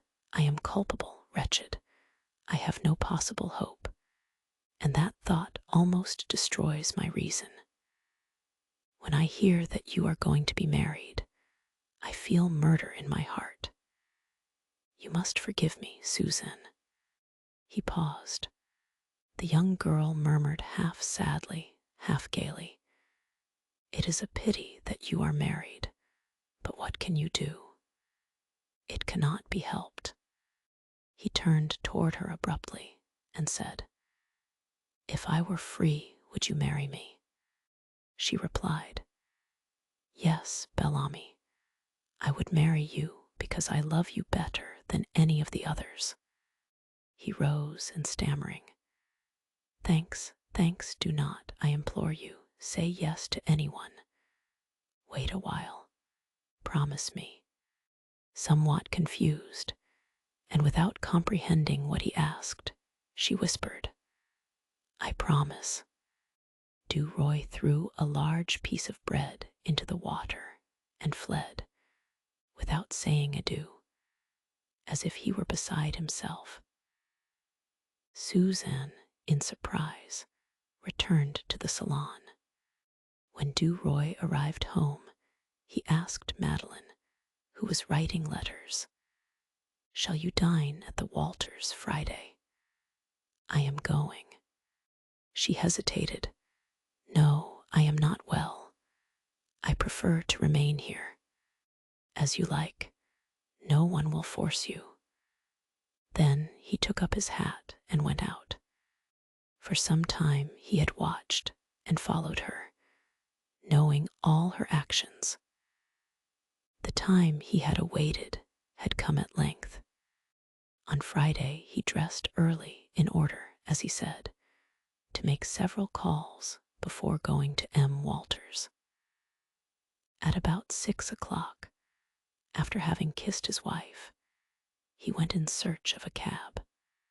He said to the cabman, "You can stop at number 17 Rue Fontaine and remain there until I order you to go on. Then you can take me to the restaurant du Coq-Facon, Rue Lafayette." The cab rolled slowly on. Duroy lowered the shades. When in front of his house, he kept watch of it. After waiting 10 minutes, he saw Madeline come out and go toward the boulevards. When she was out of earshot, he put his head out of the window and cried, "Go on." The cab proceeded on its way and stopped at the Coq-Facon.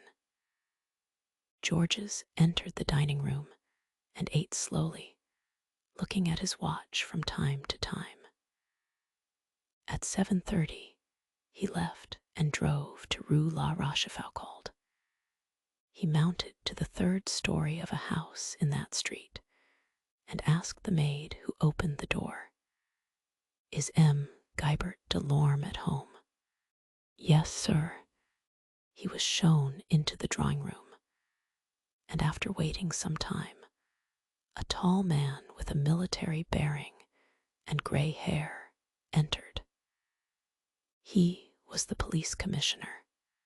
Duroy bowed, then said, "As I suspected, my wife is with her lover in furnished apartments they have rented on Rue des Martyrs." The magistrate bowed. "I am at your service, sir." "Very well, I have a cab below." And with 3 other officers, they proceeded to the house in which Duroy expected to surprise his wife. One officer remained at the door to watch the exit. On the 2nd floor, they halted. Duroy rang the bell, and they waited. In 2 or 3 minutes, Georges rang again several times in succession. They heard a light step approach, and a woman's voice, evidently disguised, asked, "Who is there?" The police officer replied, "Open in the name of the law." The voice repeated, "Who are you?" "I am the police commissioner." "Open, or I will force the door." The voice continued, "What do you want?" Duroy interrupted, "It is I. It is useless to try to escape us." The footsteps receded and then returned. Georges said, "If you do not open, we will force the door." Receiving no reply, he shook the door so violently that the old lock gave way, and the young man almost fell over Madeline, who was standing in the antechamber in her petticoat, her hair loosened, her feet bare, and a candle in her hand. He exclaimed, "It is she. We have caught them," and he rushed into the room. The commissioner turned to Madeline, who had followed them through the rooms, in one of which were the remnants of a supper, and looking into her eyes said, "You are Madame Claire Madeline Duroy, lawful wife of M. Prosper Georges Duroy, here present." She replied, "Yes, sir." "What are you doing here?" She made no reply. The officer repeated his question. Still, she did not reply. He waited several moments and then said, "If you do not confess, madame, I shall be forced to inquire into the matter." They could see a man's form concealed beneath the covers of the bed. Du Roy advanced softly and uncovered the livid face of M. Laroche Matthew. The officer again asked, "Who are you?" As the man did not reply, he continued, "I am the police commissioner, and I call upon you to tell me your name. If you do not answer, I shall be forced to arrest you. In any case, rise. I will interrogate you when you are dressed." In the meantime, Madeline had regained her composure, and seeing that all was lost, she was determined to put a brave face upon the matter. Her eyes sparkled with the audacity of bravado, and taking a piece of paper, she lighted the 10 candles in the candelabra as if for a reception. That done, she leaned against the mantelpiece, took a cigarette out of a case, and began to smoke, seeming not to see her husband. In the meantime, the man in the bed had dressed himself and advanced. The officer turned to him. "Now, sir, will you tell me who you are?" He made no reply. "I see I shall have to arrest you." Then the man cried, "Do not touch me. I am inviolable." Du Roy rushed toward him, exclaiming, "I can have you arrested if I want to." Then he added, "This man's name is Laroche Matthew, Minister of Foreign Affairs." The officer retreated and stammered, "Sir, will you tell me who you are? For once that miserable fellow has not lied." "I am indeed Laroche Matthew, Minister." And pointing to George's breast, he added, "And that scoundrel wears upon his coat the cross of honor which I gave him." Du Roy turned pale. With a rapid gesture, he tore the decoration from his buttonhole, and throwing it in the fire, exclaimed, "That is what a decoration is worth, which is given by a scoundrel of your order." The commissioner stepped between them as they stood face to face, saying, "Gentlemen, you forget yourselves and your dignity." Madeline smoked uncalmly, a smile hovering about her lips. The officer continued, "Sir, I have surprised you alone with Madame Du Roy under suspicious circumstances. What have you to say?" "Nothing. Do your duty." The commissioner turned to Madeline. "Do you confess, madame, that this gentleman is your lover?" She replied boldly, "I do not deny it. That is sufficient." The magistrate made several notes. When he had finished writing, the minister, who stood ready, coat upon arm, hat in hand, asked, "Do you need me any longer, sir? Can I go?" Du Roy addressed him with an insolent smile. "Why should you go? We have finished. We will leave you alone together." Then, taking the officer's arm, he said, "Let us go, sir. We have nothing more to do in this place." An hour later, Georges Du Roy entered the office of La Vie Francaise. M. Walter was there. He raised his head and asked, "What, are you here? Why are you not dining at my house? Where have you come from?" Georges replied with emphasis, "I have just found out something about the Minister of Foreign Affairs." "What?" "I found him alone with my wife in hired apartments. The commissioner of police was my witness. The minister is ruined. Are you not jesting? No, I am not. I shall even write an article on it. What is your object? To overthrow that wretch, that public malefactor. Georges placed his hat upon a chair and added, Woe to those whom I find in my path. I never pardon. The manager stammered, But your wife. I shall apply for a divorce at once. A divorce? Yes, I am master of the situation. I shall be free. I have a stated income. I shall offer myself as a candidate in October in my native district, where I am known. I could not win any respect were I to be hampered with a wife whose honor was sullied. She took me for a simpleton, but since I have known her game, I have watched her, and now I shall get on, for I shall be free. Georges rose. I will write the item. It must be handled prudently. The old man hesitated, then said, Do so. It serves those right who are caught in such scrapes. Chapter 17. 3 months had elapsed. Georges Duroy's divorce had been obtained. His wife had resumed the name of Forestier. As the Walters were going to Trouville on the 15th of July, they decided to spend a day in the country before starting. The day chosen was Thursday, and they set out at 9 o'clock in the morning in a large 6-seated carriage drawn by 4 horses. They were going to lunch at Saint Germain.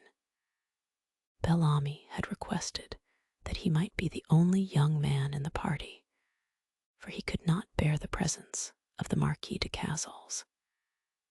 At the last moment, however, it was decided that Count de Latterivelin should go, for he and Rose had been betrothed a month.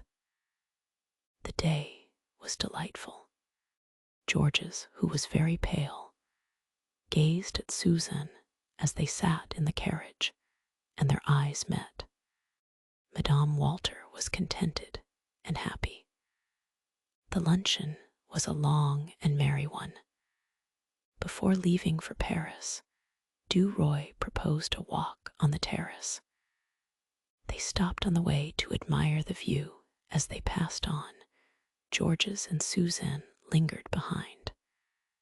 The former whispered softly, Suzanne, I love you madly. She whispered in return, I love you too, Bel-Ami. He continued, If I cannot have you for my wife, I shall leave the country. She replied, Ask Papa. Perhaps he will consent. He answered impatiently, No, I repeat that it is useless. The door of the house would be closed against me. I would lose my position on the journal, and we would not even meet. Those are the consequences a formal proposal would produce. They have promised you to the Marquis de Cazals. They hope you will finally say yes, and they are waiting. What can we do? Have you the courage to brave your father and mother for my sake? Yes, truly, yes. Well, there is only one way. It must come from you and not from me. You are an indulged child. They let you say anything and are not surprised at any audacity on your part. Listen, then. This evening, on returning home, go to your mother first and tell her that you want to marry me. She will be very much agitated and very angry. Suzanne interrupted him. Oh, Mamma would be glad. He replied quickly, No, no, you do not know her. she will be more vexed than your father. But you must insist. You must not yield. You must repeat that you will marry me and me alone. Will you do so? I will. And on leaving your mother, repeat the same thing to your father very decidedly. Well, and then matters will reach a climax. If you are determined to be my wife, my dear, dear little Susan, I will elope with you. She clapped her hands, as all the charming adventures in the romances she had read occurred to her, and cried, "Oh, what bliss! When will you elope with me?" He whispered very low, "Tonight." "Where shall we go?" "That is my secret. Think well of what you are doing. Remember that after that flight, you must become my wife. It is the only means, but it is dangerous, very dangerous for you. I have decided. Where shall I meet you? Meet me about midnight in the Place de la Concorde. I will be there." He clasped her hand. "Oh, how I love you, how brave and good you are. Then you do not want to marry Marquis de Cazals?" "Oh, no." Madame Walter, turning her head, called out, "Come, little one, what are you and Bellamy doing?" They rejoined the others and returned by way of Chatou. When the carriage arrived at the door of the mansion, Madame Walter pressed Georges to dine with them, but he refused and returned home to look over his papers and destroy any compromising letters. Then he repaired in a cab with feverish haste to the place of meeting. He waited there some time, and thinking his lady-love had played him false, he was about to drive off when a gentle voice whispered at the door of his cab, "Are you there, Bellamy?" "Is it you, Suzanne?" "Yes." "Ah, get in." She entered the cab, and he bade the cabman drive on. He asked, "Well, how did it all pass off?" She murmured faintly, "Oh, it was terrible, with Mamma especially." "Your Mamma, what did she say? Tell me." "Oh, it was frightful. I entered her room and made the little speech I had prepared. She turned pale and cried. 'Never,' I wept.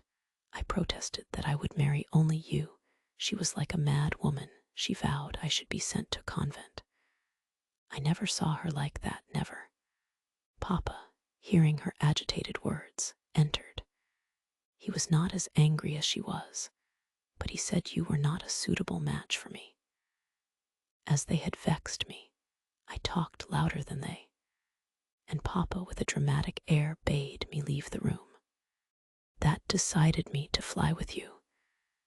And here I am. Where shall we go?" He replied, encircling her waist with his arm. "It is too late to take the train. This cab will take us to Sevres, where we can spend the night. And tomorrow we will leave for La Roche-Guyon. It is a pretty village on the banks of the Seine, between Mantes and Bonniers." The cab rolled on. Georges took the young girl's hand and kissed it respectfully. He did not know what to say to her, being unaccustomed to platonic affection. Suddenly, he perceived that she was weeping. He asked in a fright, "What ails you, my dear little one?" She replied tearfully, "I was thinking that poor Mamma could not sleep if she had found out that I was gone." Her mother, indeed, was not asleep. When Susan left the room, mine, Walter turned to her husband and asked in despair, "What does that mean?" "It means that that intriguer has influenced her. It is he who has made her refuse Cazals. You have flattered and cajoled him too. It was Bellamy here, Bellamy there, from morning until night. Now you are paid for it. Yes, you. You are as much infatuated with him as Madeline, Suzanne, and the rest of them. Do you think that I did not see that you could not exist for 2 days without him? She rose tragically. I will not allow you to speak to me thus. You forget that I was not brought up like you, in a shop. With an oath, he left the room, banging the door behind him. When he was gone, she thought over all that had taken place. Suzanne was in love with Bellamy, and Bellamy wanted to marry Suzanne. No, it was not true. She was mistaken. He would not be capable of such an action. He knew nothing of Suzanne's escapade. They would take Suzanne away for 6 months, and that would end it. She rose, saying, I cannot rest in this uncertainty. I shall lose my reason. I will arouse Suzanne and question her. She proceeded to her daughter's room. She entered. It was empty. The bed had not been slept in. A horrible suspicion possessed her, and she flew to her husband. He was in bed, reading. She gasped, Have you seen Suzanne? No, why? She is gone. She is not in her room. With one bound, he was out of bed. He rushed to his daughter's room. Not finding her there, he sank into a chair. His wife had followed him. Well, she asked. He had not the strength to reply. He was no longer angry, he groaned. He has her. We are lost. Lost how? Why, he must marry her now. She cried wildly. Marry her? Never. Are you mad? He replied sadly. It will do no good to yell. He has disgraced her. The best thing to be done is to give her to him, and at once, too. Then no one will know of this escapade. She repeated in great agitation, Never. He shall never have Suzanne. Overcome, Walter murmured, But he has her, and he will keep her as long as we do not yield. Therefore, to avoid a scandal, we must do so at once. But his wife replied, No, no, I will never consent. Impatiently he returned. It is a matter of necessity. Ah, the scoundrel, how he has deceived us. But he is shrewd at any rate. She might have done better as far as position, but not intelligence and future, is concerned. He is a promising young man. He will be a deputy or a minister some day. Madame Walter, however, repeated wildly, I will never let him marry Suzanne. Do you hear? Never. In his turn, he became incensed, and like a practical man, defended Bellamy. Be silent. I tell you he must marry her. And who knows? Perhaps we shall not regret it. With men of his stamp, one never knows what may come about. You saw how he downed Laroche Matthew in 3 articles, and that with a dignity which was very difficult to maintain in his position as husband. So we shall see. Madame Walter felt a desire to cry aloud and tear her hair, but she only repeated angrily, He shall not have her. Walter rose, took up his lamp, and said, You are silly, like all women. You only act on impulse. You do not know how to accommodate yourself to circumstances. You are stupid. I tell you he shall marry her. It is essential. And he left the room. Madame Walter remained alone with her suffering, her despair. If only a priest were at hand, she would cast herself at his feet and confess all her errors and her agony. He would prevent the marriage. Where could she find a priest? Where should she turn? Before her eyes floated, like a vision, the calm face of Christ walking on the water as she had seen it in the painting. He seemed to say to her, "Come unto me, kneel at my feet. I will comfort and instruct you as to what to do." She took the lamp and sought the conservatory. She opened the door leading into the room which held the enormous canvas and fell upon her knees before it. At first she prayed fervently, but as she raised her eyes and saw the resemblance to Bellamy, she murmured, "Jesus, Jesus," while her thoughts were with her daughter and her lover. She uttered a wild cry as she pictured them together alone and fell into a swoon. When day broke, they found Madame Walter still lying unconscious before the painting. She was so ill after that her life was almost despaired of.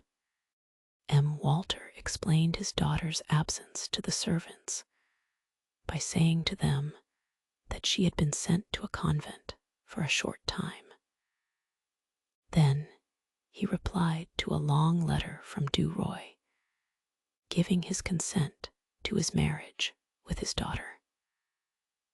Bellamy had posted that epistle when he left Paris, having prepared it the night of his departure. In it he said in respectful terms that he had loved the young girl a long time, that there had never been any understanding between them, but that as she came to him to say, "I will be your wife," he felt authorized in keeping her, in hiding her, in fact, until he had obtained a reply from her parents, whose wishes were to him of more value than those of his betrothed. Georges and Suzanne spent a week at La Roche-Guyon. Never had the young girl enjoyed herself so thoroughly. As she passed for his sister, they lived in a chaste and free intimacy, a kind of living companionship.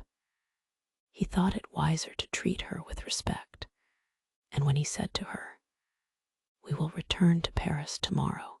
Your father has bestowed your hand upon me," she whispered naively, "Already?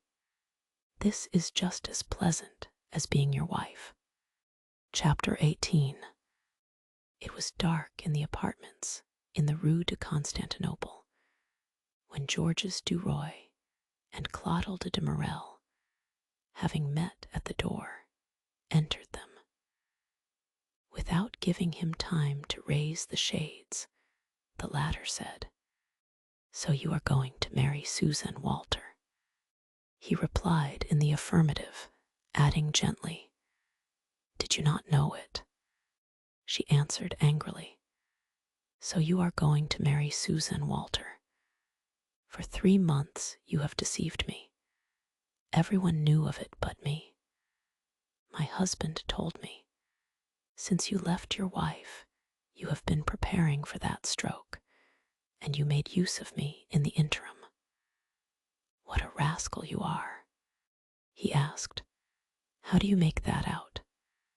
I had a wife who deceived me. I surprised her, obtained a divorce, and am now going to marry another. What is more simple than that?" She murmured, "What a villain."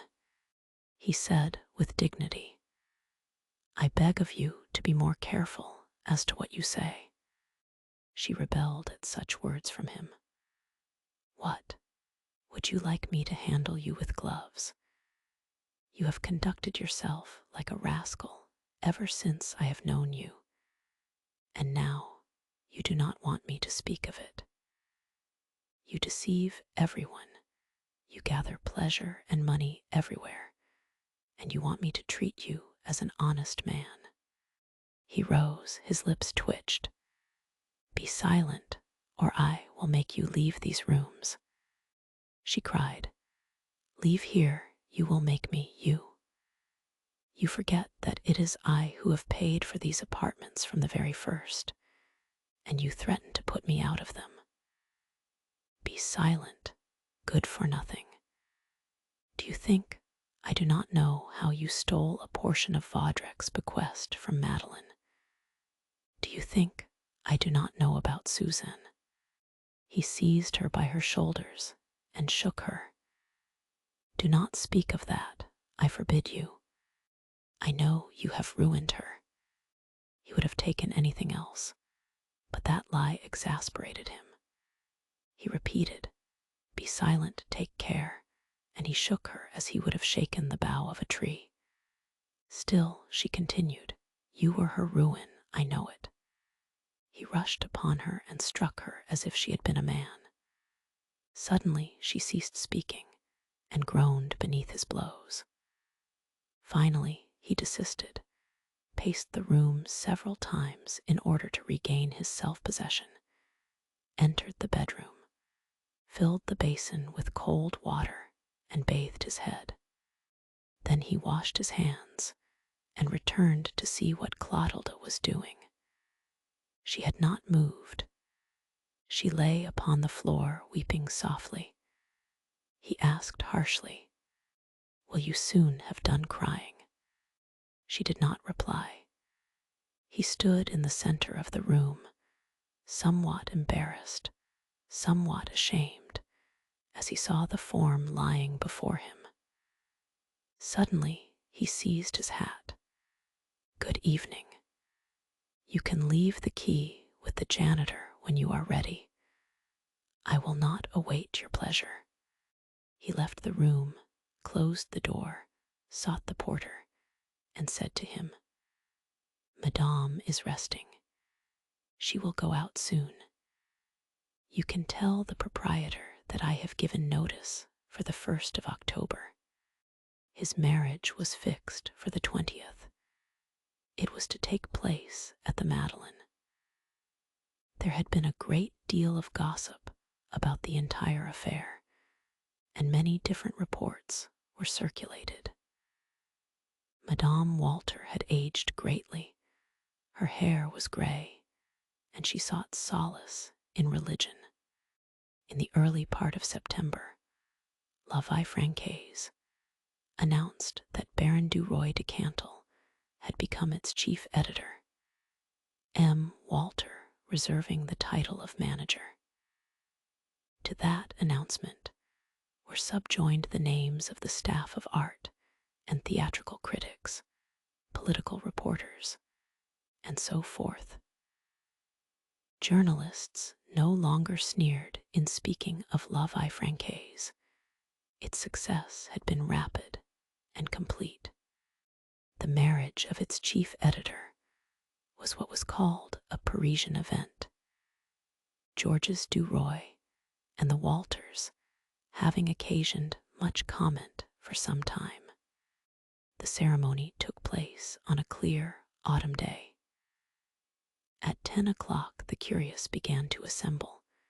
At 11 o'clock, detachments of officers came to disperse the crowd.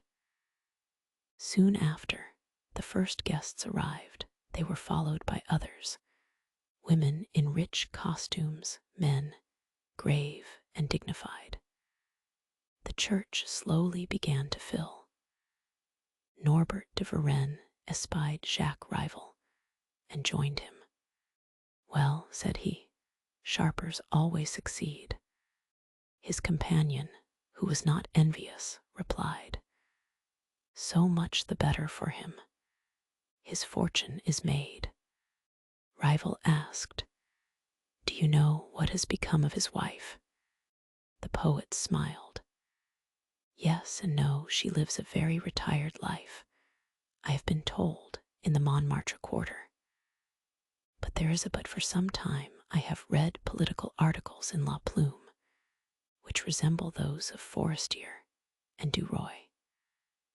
They are supposed to be written by a Jean Ledal, a young, intelligent, handsome man something like our friend George's, who has become acquainted with Madame Forestier.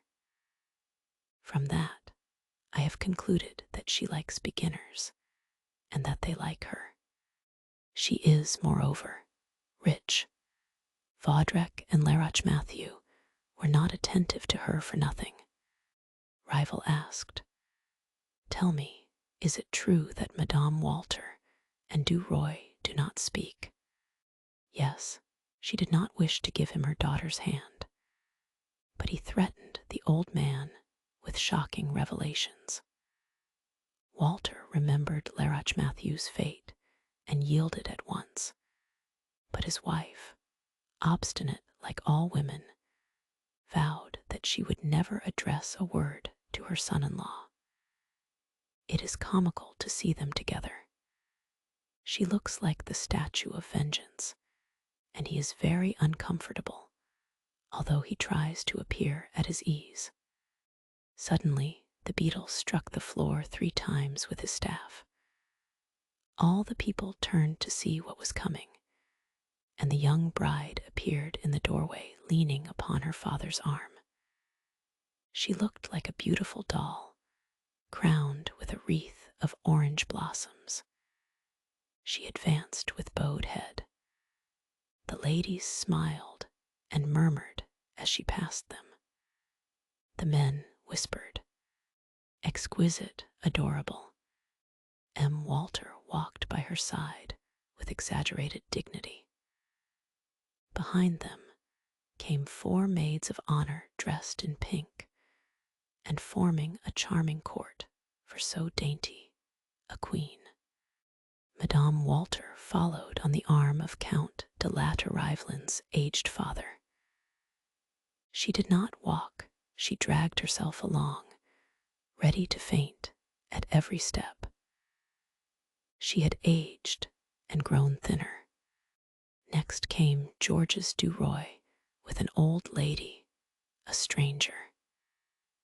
He held his head proudly erect and wore upon his coat, like a drop of blood, the red ribbon of the Legion of Honor.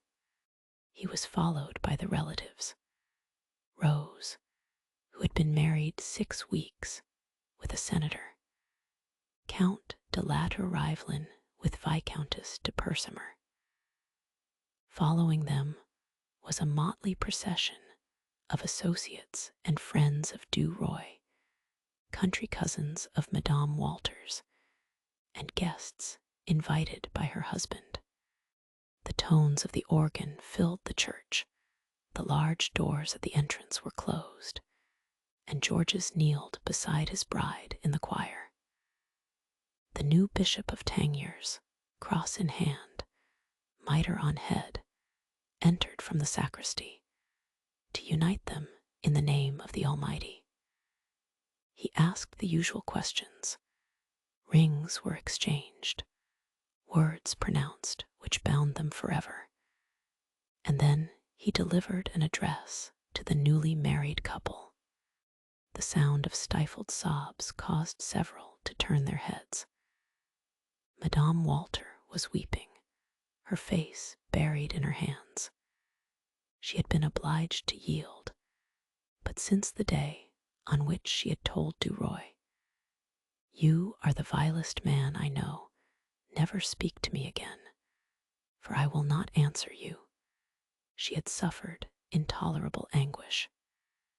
She hated Suzanne bitterly. Her hatred was caused by unnatural jealousy. The bishop was marrying a daughter to her mother's lover, before her and 2,000 persons, and she could say nothing. She could not stop him. She could not cry, "He is mine, that man is my lover. That union you are blessing is infamous." Several ladies, touched by her apparent grief, murmured, "How affected that poor mother is." The bishop said, "You are among the favored ones of the earth. You, sir, who are raised above others by your talent, you who write, instruct, counsel, guide the people, have a grand mission to fulfill, a fine example to set. Du Roy listened to him proudly. A prelate of the Roman Church spoke thus to him. A number of illustrious people had come thither on his account.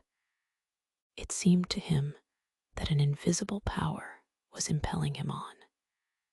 He would become one of the masters of the country, he, the son of the poor peasants of Canteleu. He had given his parents 5,000 francs of Count de Vaudrec's fortune, and he intended sending them 50,000 more. Then they could buy a small estate and live happily. The bishop had finished his harangue. A priest ascended the altar, and the organ pealed forth. Suddenly, the vibrating tones melted into delicate, melodious ones, like the songs of birds. Then again, they swelled into deep, full tones, and human voices chanted over their bowed heads.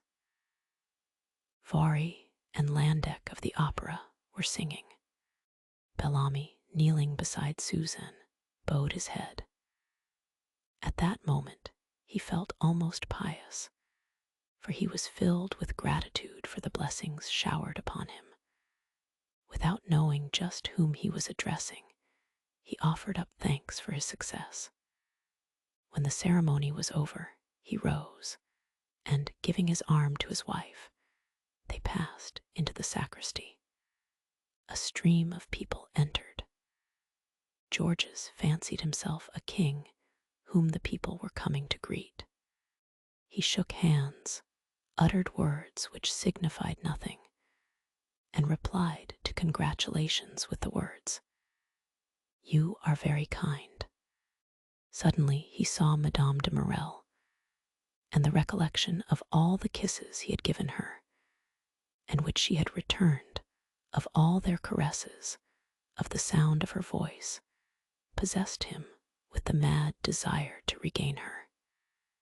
She was so pretty, with her bright eyes and roguish air. She advanced somewhat timidly and offered him her hand. He took, retained, and pressed it as if to say, "I shall love you always. I am yours." Their eyes met, smiling, bright, full of love. She murmured in her soft tones, "Until we meet again, sir." And he gaily repeated her words. Others approached, and she passed on. Finally, the throng dispersed. Georges placed Suzanne's hand upon his arm to pass through the church with her.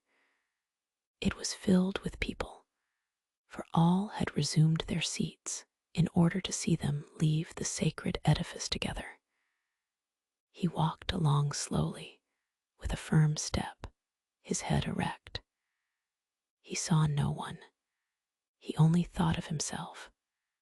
When they reached the threshold, he saw a crowd gathered outside, come to gaze at him, Georges Duroy. The people of Paris envied him. Raising his eyes, he saw beyond the Place de la Concorde the Chamber of Deputies, and it seemed to him that it was only a stone's throw from the portico of the Madeleine to that of the Palais Bourbon. Leisurely, they descended the steps between two rows of spectators, but Georges did not see them. His thoughts had returned to the past, and before his eyes, dazzled by the bright sunlight, floated the image of Madame de Morel, rearranging the curly locks upon her temples before the mirror in their apartments. The end. And so, Bellamy comes to its quiet close. Georges Duroy, once a poor soldier, now stands at the height of society, polished, powerful, and admired. Yet, behind the success, we sense the emptiness that ambition alone cannot fill. His journey through charm, calculation, and desire leaves a trail of choices, some triumphant, others quietly haunting. If this story has brought you a moment of calm reflection, please subscribe and leave a comment. Your support helps us continue sharing thoughtful, peaceful tales like this one. Now breathe deeply, let the world of Paris fade away, and drift into restful sleep. Good night.